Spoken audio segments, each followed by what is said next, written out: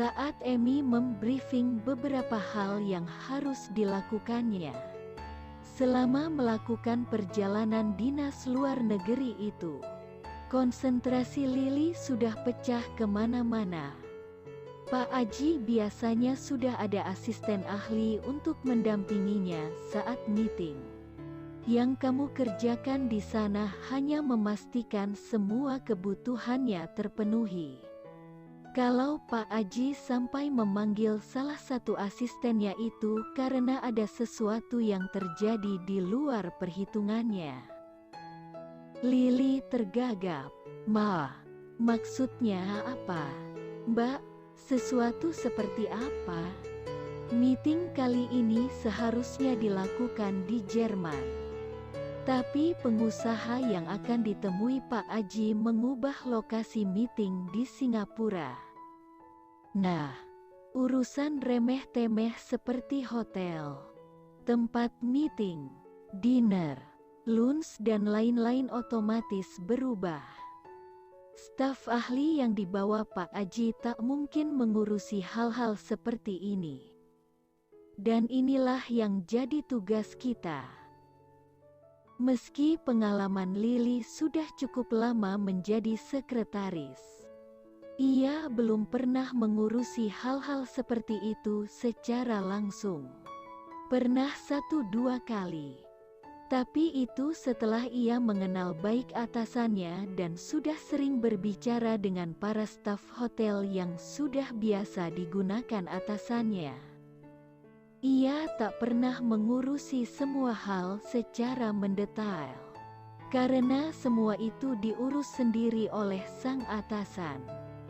Baru kali ini Lily tahu bahwa para presdir perusahaan yang lebih besar justru tak punya waktu untuk memikirkan hal-hal itu. Tapi kamu tenang aja, Lee. Kita yang akan mengurus semua itu di sini. Kamu cukup memastikan jadwal dan tempat Pak Aji sesuai dengan keinginannya. Oh ya, kamu juga harus pastikan dokumen-dokumen tambahan yang ada di bawah, lanjut Emi sambil memperlihatkan sebuah map. Lily membukanya, dan terlihat jadwal sang presdir yang telah diubah. Setelah itu, Emi sibuk menjelaskan satu persatu hal-hal yang harus dilakukan Lily. Begitu detail, hingga Lily makin tak yakin. Apalagi di kepalanya muncul kekhawatiran yang lain. Sejak kecil Lily selalu takut mendengar suara deru pesawat. Ia bahkan baru bisa naik pesawat untuk pertama kalinya setelah masuk SMP. Itu juga sambil menggunakan earmuff khusus yang biasa digunakan para pekerja di pabrik-pabrik bersuara melebihi batas normal. Dalam pesawat pun, Lily terbiasa memegang tangan ayah atau emak saat landing atau take off. Tadi Tiar juga sudah memasukkan earmuff itu bersama paspor dan beberapa lembar pakaian milik Lily yang dipilih asal-asalan dalam tas koper 22. Tadi Tiar juga sudah memasukkan earmuff itu bersama paspor dan beberapa lembar pakaian milik Lily yang dipilih asal-asalan dalam tas koper 22. Tapi siapa yang akan menggenggam tangan Lily menggantikan peran ayah atau emak? Saking bingungnya, Lily bergerak seperti robot, ditarik Emi sana-sini, memperlihatkan beberapa file. Sampai akhirnya tahu-tahu ia sudah berada di dalam mobil menuju bandara yang dikemudikan oleh Eza. Enak Mbak Lily. Baru hari pertama udah dapet tugas ke luar negeri. Saya jadi iri, ujar Eza sambil tersenyum-senyum. Pengen rasanya Lily berterus terang. Aduh, Mas, kalau mau gantiin Lily, ya monggo deh. Tapi Lily memilih menatap keluar jendela. Berdoa sepanjang jalan menuju Bandara Soekarno-Hatta yang mendadak jaraknya terasa begitu dekat. Please ya Allah, buat Lili tidur ya Allah. Lili janji jadi hambamu yang patuh sama orang tua. Please, please, please, tidur. Tiba-tiba terbersit sebuah ide cemerlang di benak Lili. Tepat ketika mobil Eza tiba di depan terminal keberangkatan. Yes, itu ide yang benar-benar bagus. Lili penuh semangat keluar dari dalam mobil sampai lupa berpamitan pada Eza. Buru-buru ia mencari minimarket. Membiarkan Eza yang bingung melihatnya tergopoh-gopoh membawa koper mungilnya. Untungnya benda yang ia cari ternyata tersedia. Semangat Lili kembali menyala. Karena masih lama, Lili memilih duduk-duduk menunggu sebelum masuk. Ia ingin menghubungi Tiar sekali lagi.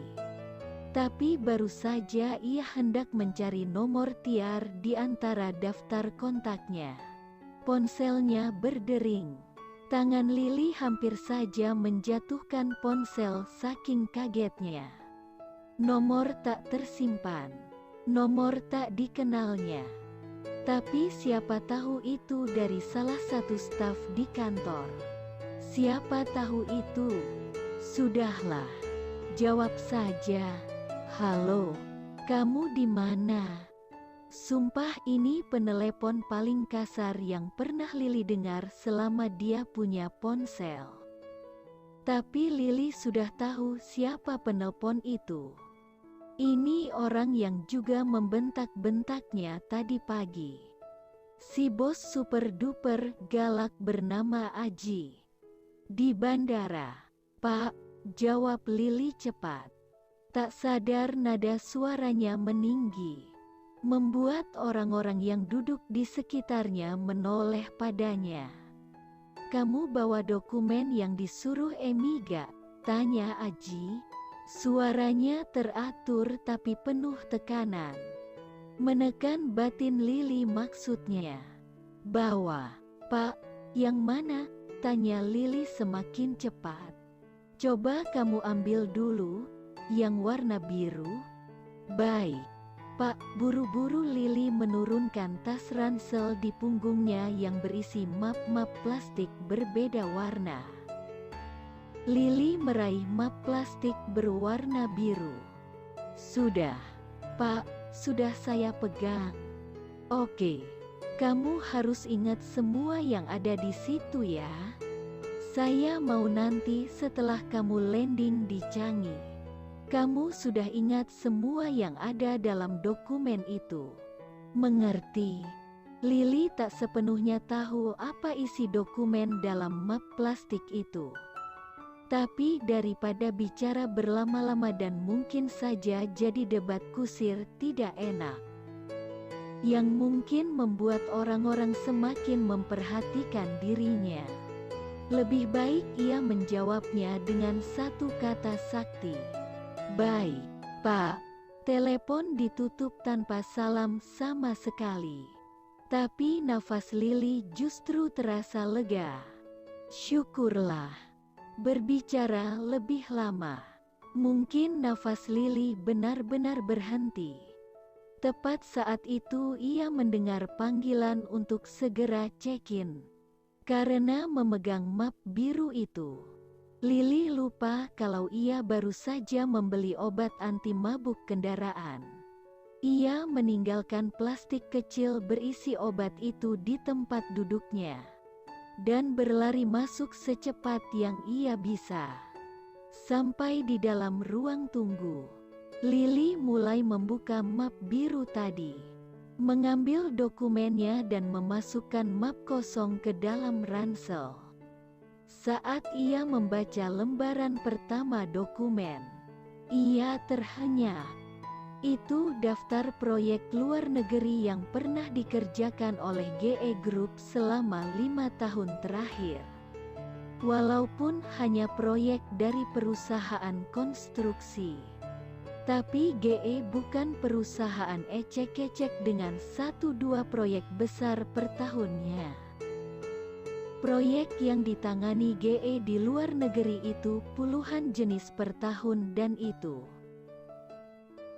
artinya Lily harus menghafalkannya sekitar 50-60 proyek. Benar-benar bos gila. Dia pikir otak Lily ini komputer sampai harus mengingat semua proyek ini hanya dalam waktu 2 jam. Mungkin bos gila ini belum tahu kalau sekretaris barunya selalu tertidur setiap kali harus menghafal sesuatu sejak masih di sekolah dulu. Tapi Lee, lo harus kerjakan atau dia akan makin ngamuk ke lo, tagar sisi baik mengingatkan. Sabar Lee, kerjakan aja maunya. Entar ada saatnya lo balas dendam, tagar sisi jahat ikut mendukung.